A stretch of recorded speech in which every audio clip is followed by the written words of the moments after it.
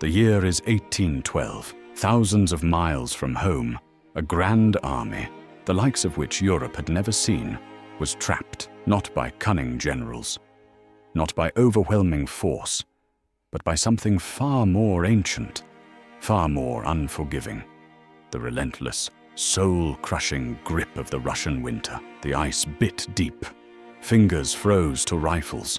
Men froze to their boots.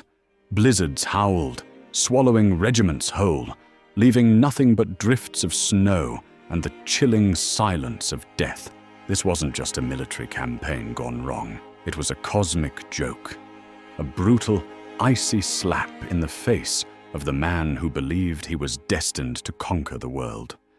What happened next would etch itself into history as one of the most spectacular and utterly devastating downfalls of all time. But to truly grasp the scale of this icy catastrophe, we need to understand the man who led his forces into this frozen hell and how he got himself into such a mess. Our story begins with Napoleon Bonaparte, Emperor of the French. A military genius, he had swept across Europe like a wildfire. From scorching deserts to bloody battlefields, his armies seemed unstoppable. By 1812, he stood at the pinnacle of his power, master of a vast empire stretching from Spain to Poland. But even the most brilliant minds harbor a fatal flaw, a blindness to the obvious. Napoleon's ambition outstripped even his astounding capabilities. His target? Russia, a vast, enigmatic land, ruled by Emperor Alexander I. The two leaders had once been allies, even friends, but their relationship had soured. Napoleon's continental system, designed to cripple Britain economically, was suffocating Russia's trade. Alexander refused to play along. This defiance, coupled with simmering territorial disputes, pushed the two giants to the brink. Napoleon, accustomed to swift, decisive victories, believed he could force Russia back into line with a single overwhelming blow. He was wrong. He was about to unleash a chain of events that would not only shatter his army, but also ignite a blaze that would consume his entire empire. But before the first snowflake fell, or the first man shivered, how did Napoleon even manage to assemble such an immense fighting force? And what nightmares did it immediately create? In the summer of 1812, Napoleon unleashed the Grande Armée upon Russia. Imagine this: nearly 700,000 soldiers, a truly staggering number for the time. A multinational force, French, German, Italian, Polish, Austrian, Swiss, a kaleidoscope of uniforms and languages, all marching under the Eagle standard. This wasn't just an army. It was a moving city. It needed colossal amounts of food, water, and supplies. Every single day, horses, hundreds of thousands of them, pulling cannons and wagons, needed vast quantities of fodder. The sheer logistics of moving, feeding, and coordinating such a colossal force were a nightmare. Even before they crossed the Niemen River into Russian territory, the army was already straining. Roads, especially in Eastern Europe, were primitive at best. They turned into quagmires with the slightest rain. Supply lines stretched endlessly. Food and ammunition couldn't keep pace. Sickness began to spread, not from enemy bullets, but from contaminated water and poor sanitation. Men were already falling by the wayside, exhausted, ill, deserting, long before they even saw a Russian soldier. This initial struggle to keep his own troops alive would only foreshadow the much deeper, more tragic struggle that lay ahead. Because the Russians had a trick up their sleeve, one Napoleon couldn't defeat on any battlefield. As Napoleon's massive force lumbered deeper into Russia, the Russians refused to give him the decisive battle he craved. Instead, under generals like Barclay de Tolly and Prince Bagration, they adopted a strategy of continuous retreat, drawing the French further and further into the vast, unforgiving interior. But it wasn't just a retreat. It was a scorched earth policy, chillingly effective. As they fell back, the Russians systematically destroyed everything of value. Crops were burned, villages were emptied, bridges were demolished, wells were poisoned. This wasn't just about denying the French supplies. It was about stripping the land bare, turning every inch of Russian soil into a hostile, barren wasteland for the invading army. Imagine marching for days through deserted villages, seeing smoke rising from what used to be fertile fields, finding nothing but ash and emptiness where you expected food and shelter. The Grande Armée, already struggling with its overstretched supply lines, found itself perpetually hungry, its horses starving, its men desperate. This was psychological warfare. It drained morale, made them question the very purpose of this seemingly endless march into nowhere.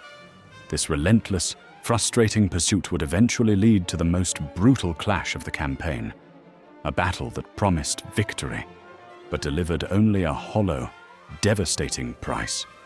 After months of relentless marching and frustrating retreats, the two colossal armies finally collided, 70 miles west of Moscow, near the village of Borodino. This was the moment Napoleon had been waiting for. The grand, decisive battle, the one that would crush the Russian will to resist. On September 7th, 1812, the ground shook. Nearly 250,000 men faced each other. It was one of the bloodiest single-day battles in history. For more than 15 hours, cannonades ripped through the air, muskets roared, bayonets clashed, a desperate hand-to-hand struggle. Napoleon threw his best units into the fray, relentlessly pushing the Russians back, but they refused to break. Wave after wave of French and Allied troops crashed against the Russian lines, only to be met with ferocious resistance. By the end of the day, the battlefield was a horrific tableau of carnage. An estimated 70,000 casualties lay dead or wounded, strewn across the fields, soaking the earth crimson. The French technically held the field. The Russians had retreated, but it was a Pyrrhic victory, a triumph that cost Napoleon dearly. He had not destroyed the Russian army. It had merely withdrawn, bloodied, but unbowed, still a fighting force. The physical and psychological toll on the Grande Armée was immense, and the path to Moscow, now seemingly open, would lead not to salvation, but to an even greater trap. With the Russian army having withdrawn after Borodino, Napoleon entered Moscow on September 14th, 1812. He expected to find a grand capital, a prize that would force Alexander I to sue for peace. Instead, he found a ghost town. The citizens had largely evacuated, leaving behind a chilling silence. What happened next remains one of the campaign's most dramatic and debated events. Just as the French settled in, fires began to break out across the city. Some believe it was deliberate sabotage by the retreating Russians, a final, defiant blow to deny Napoleon his prize. Others suggest it was accidental, perhaps from unruly French soldiers, or even from the Russian rear guard. Whatever the cause, the fire raged for days, engulfing almost 3/4 of the wooden city, a hellish inferno.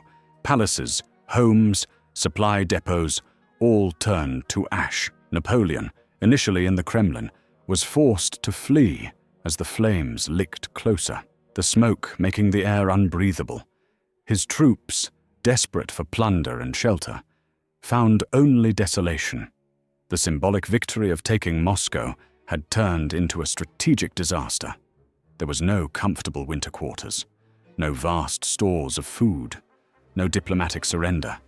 The city was a smoldering ruin, and with each passing day, the specter of the brutal Russian winter loomed larger, a chilling reminder that his initial plan had gone horribly wrong.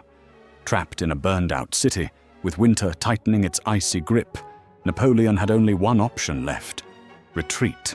But this retreat would prove to be far more devastating than any battle.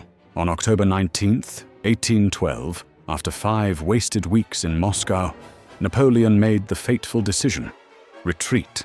He had gambled. He had lost. His army, once nearly 700,000 strong, was now reduced to barely 100,000 combat-ready troops, along with a massive, disorganized train of sick, wounded, and stragglers. As they trudged westward, the full fury of the Russian winter descended. Temperatures plummeted, unimaginable lows, sometimes minus 30 degrees Celsius, or even colder.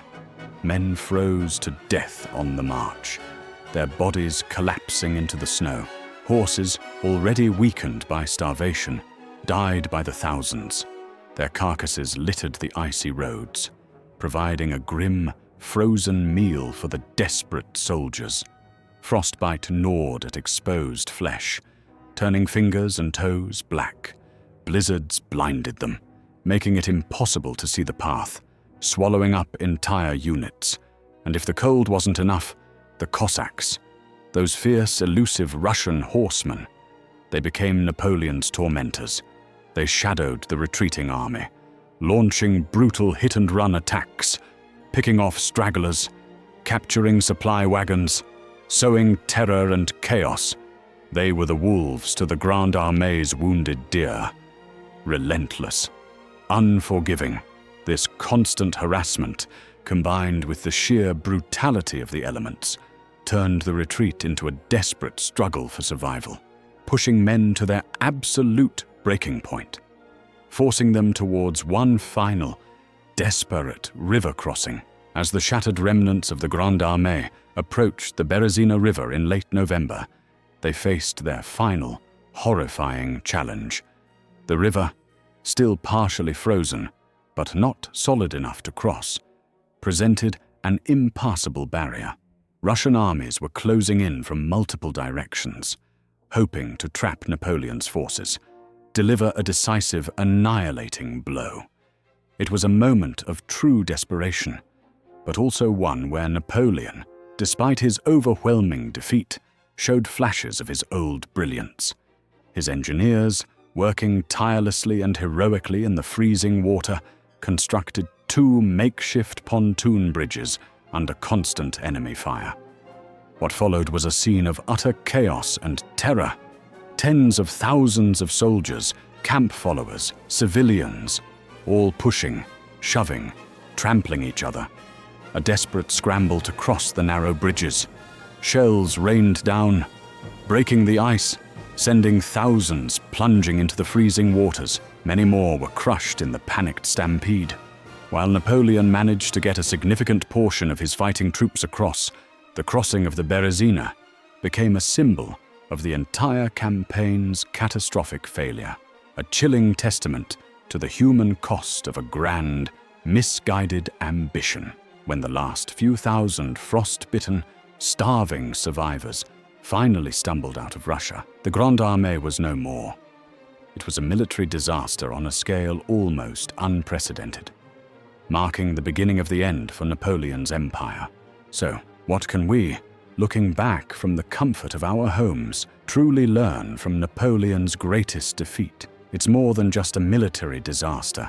It's a sobering reminder that even the most brilliant strategies can be undone by simple, yet unforgiving realities.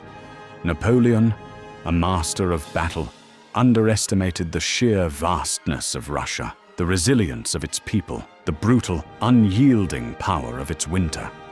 He failed to account for adequate logistics over such immense distances, believing his army could live off the land, a fatal miscalculation against a scorched earth policy. But this isn't just a tale of frozen battlefields. It's a mirror reflecting timeless truths, lessons we can apply to our own lives, whether we're navigating a career, tackling a big project, or chasing a personal dream. First, respect reality and shun hubris. Napoleon's past triumphs blinded him. He believed himself invincible, leading him to disregard critical warnings about Russia's vastness, its ruthless tactics, and the impending, brutal winter. In our own lives, overconfidence can be a fatal flaw. Don't let past successes blind you. Thoroughly assess your battlefield, whether it's a new venture, a complex task, or a personal goal. External factors can crush even the most brilliant plans if ignored. Always acknowledge the winter that might come for your plans. Second, adapt or perish, and build on solid foundations. Napoleon clung to his initial rigid plan even as his logistics crumbled and reality screamed for a change. He lacked contingency. Grand visions are useless without meticulous planning and the flexibility to pivot. In your pursuits, break down big goals into manageable steps. Plan for resources, time, and support. But equally crucial, be ready to change course. Stubbornness in the face of new information is a recipe for disaster. The ability to adapt is often more valuable than the initial plan itself. The story of 1812 isn't just about military history. It's about the human condition. It's about the crushing consequences of a gamble gone terribly wrong, and the profound wisdom we can extract from the biggest losers in history to win in our own lives. The retreat from Russia utterly shattered Napoleon's aura of invincibility. It was the beginning of the end for the man who had reshaped Europe. The catastrophic loss of his army left him vulnerable, sparking a cascade of events that would eventually lead to his downfall. His exile, the echoes of that brutal winter, the frozen bodies, the abandoned cannons, the desperate cries of hungry men lingered long after the snow melted. It was a stark, chilling testament. Even the greatest empires can crumble, not always from the might of their enemies, but sometimes from the bitter, unrelenting bite of a relentless, unforgiving force.